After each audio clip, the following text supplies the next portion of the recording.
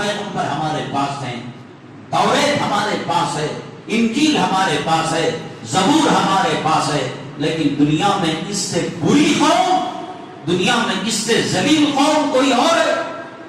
مسجد میں کچھ اور، باہر کچھ اور، شادی محل میں کچھ اور، مسلمان سے تجارت کر کر بچ سکتا ہے کوئی؟ 100 دکانوں میں 90 پر 9 دکان والے دھوکہ دینے والے ہیں۔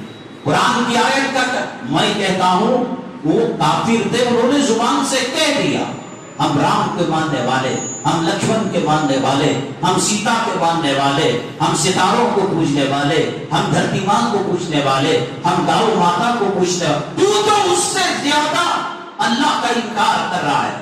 داڑھی بڑھا تو دیکھ لے اللہ، سود کھا تو دیکھ لے اللہ، نماز چھوڑ تو دیکھ لے اللہ، عورتوں کو بے پردہ رکھ تو دیکھ لے اللہ، مسجدوں کا پیسہ کھا تو دیکھ لے اللہ، وقف بورڈ کا پیسہ کھا تو دیکھ لے اللہ۔ اتنی انانیت، اتنی انانیت۔ میں نے کہا آج جو بیان ہو رہا ہے، آج جو آپ بیٹھے ہوئے ہیں، کوئی گارنٹی نہیں کہ اگلی جمعہ ایسا بیان ہو سکے۔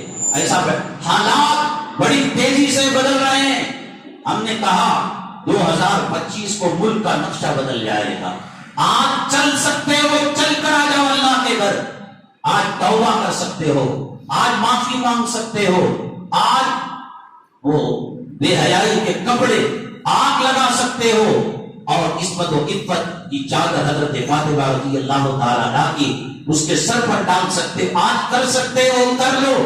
ڈیٹینشن کیمپ جب بن جائے گا، NRC لاگو ہو جائے گا، چھوٹا NRC لاگو ہو چکا ہے، مدارس کے سروے شروع ہو چکے ہیں، مدارس کو بلڈوزر سے گرایا جا رہا ہے۔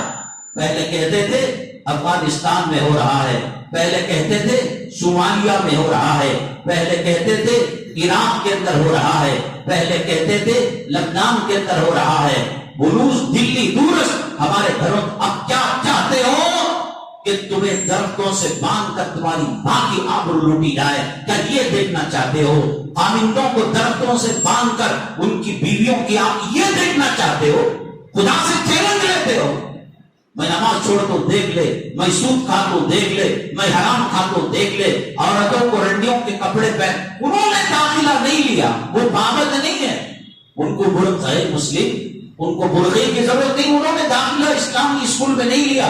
وہ نہیں کہتے ایاک نعبد و ایاک نستعین، وہ نہیں کہتے ونخلع ونترک من یفجر، وہ نہیں کہتے آمنت باللہ و ملائکتہ۔